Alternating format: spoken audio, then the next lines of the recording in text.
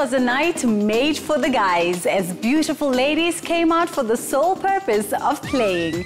Playboy magazine took 9 hot ladies who've all graced the centerfold of Playboy magazine to battle it out for the top spot as Playmate of the Year. Rest assured though, there were no cat claws in sight. It was all fluffy tails and bushy ears.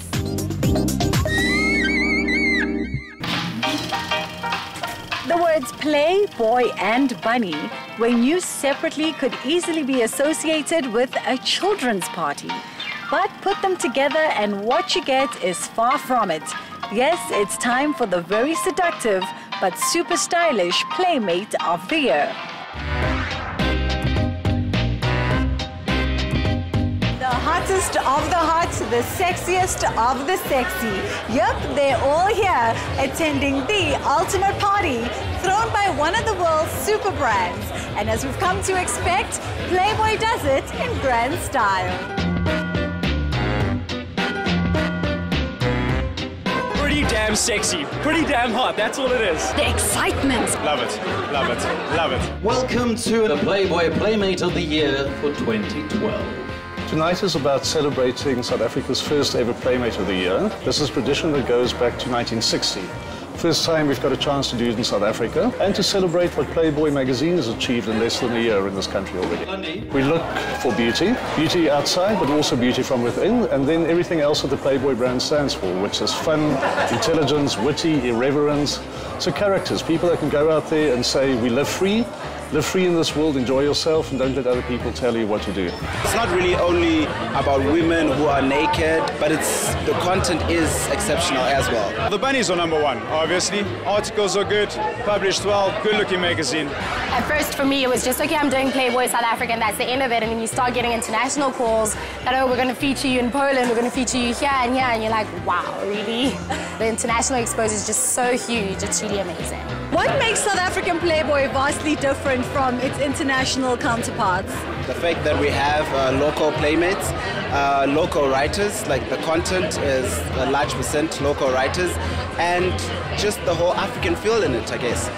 The magazine gets bad backlash sometimes from people who don't really understand the culture of it, and especially the Playmate of the Year. I think there's always going to be those negative, more conservative people. It gave me self-confidence, and I think other women as well. You see a lot of women now stepping up, like, if she can do it, so can I. To all the haters, they can all just sit down, hey. Who is your favorite to be Playmate of the Year?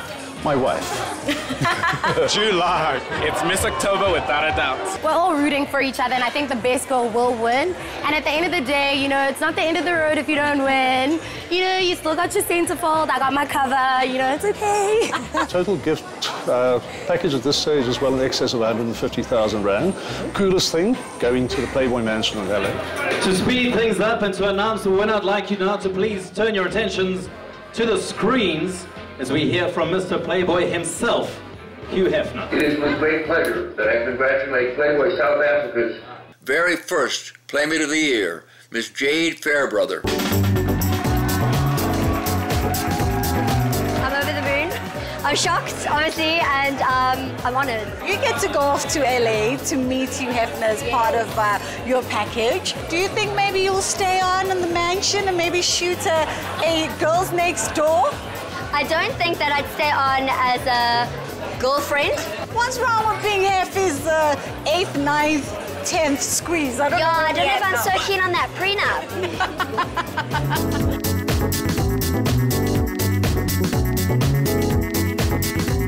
And there you have it, Mzansi, your very first Playmate of the Year. Now these bunnies look like they can go on partying all night long and still look sexy and seductive whilst doing it. To quote the man himself, Mr. Hugh Hefner, life's too short for you to live someone else's dream, so go out there and do some living.